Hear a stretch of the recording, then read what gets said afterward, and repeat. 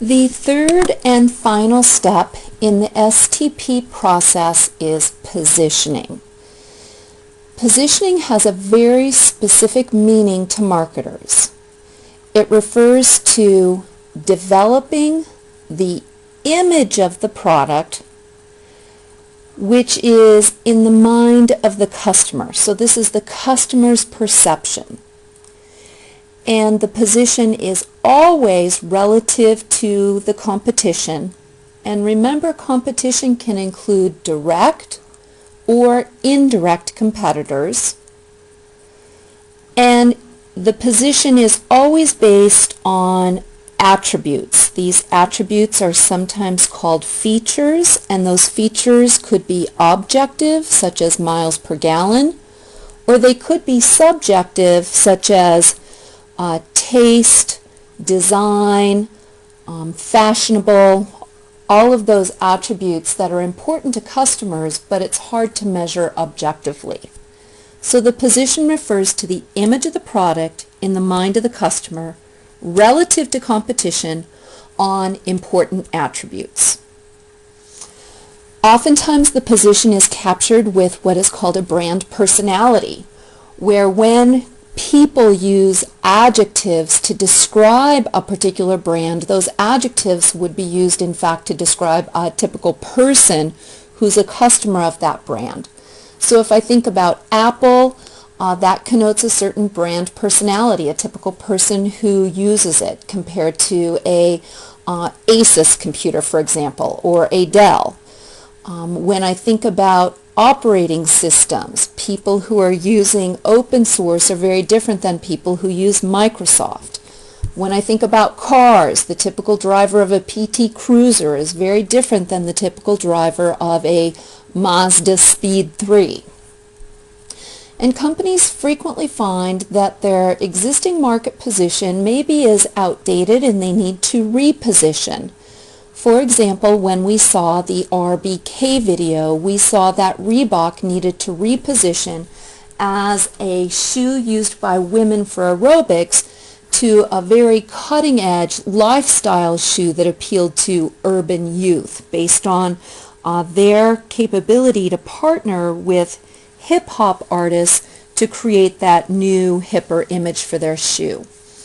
And certainly we see a big comeback in retro brands right now where what used to be old is now considered cool again. The primary tool used to create a market position empirically based on data is a perceptual map. And the technique to generate the perceptual map is not included in your book, hence the asterisk on this slide. So I'm going to describe this research technique now. The research technique used to generate a perceptual map from data is based on a statistical tool called multi-dimensional scaling, MDS. The input for this statistical method essentially goes to a sample of customers in the selected target market and asks them on a scale from 1 to 10, where 10 is highly similar and 1 is highly dissimilar. How similar are these pairs of products in this market space? How similar is PBR to Bud? How similar is PBR to Heineken? How similar is PBR to Moose Drool? How similar is PBR to Corona? And based on these similarity judgments, the data is put into the MDS algorithm and the output is a two-dimensional product space. What you see in figure 7.7 is a two-dimensional product space where women's magazines are arrayed in terms of the attributes of interest. This two-dimensional product space, the attributes are the objective or subjective dimensions that customers use to differentiate among products in the market.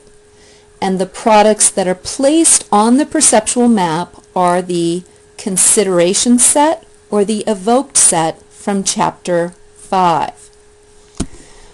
What we see here is that for magazines, the magazines can be arrayed based on whether they're more upscale or downscale, and whether they're more oriented to fashion or more oriented towards, kind of the tasks that a woman wants to accomplish in her life. We'll be drawing a variety of perceptual maps in class for you to understand this. Essentially, for a marketer to go through a positioning decision, they need the data to analyze their company's position relative to their competitors through the multidimensional scaling process. They need to make sure that the product that they've developed has a clear competitive advantage, and then the company uses the marketing mix to create that. So for example, we might use different ads, different messages, different celebrities, different distribution channels, and then of course always we evaluate how effective the marketing was and modify as needed. The final part of this chapter discusses in length how a company uses CRM in its strategy to develop relationships with customers. And because we have gone over CRM at length in Chapter 1, I'd like you to use this segment of the chapter as a review for your understanding. What we see here is that for a company to implement its one-to-one or CRM strategy, sometimes called one-to-one, there are 4 steps, which is first of all to identify who its customers are through a database, to categorize or tier those customers in terms of the 80-20 rule, to then interact to figure out how to prospect for new customers that essentially have the same attributes as your most important customers, and then to customize or tailor, personalize the marketing offers to individual customers. All CRM strategies calculate LTV, lifetime value. They prioritize where they give preferential service to the most important customers, and they make sure that of the customer spending that the company maintains its share of wallet. I'm not going to go over customer equity today. And that is the end of Chapter 7.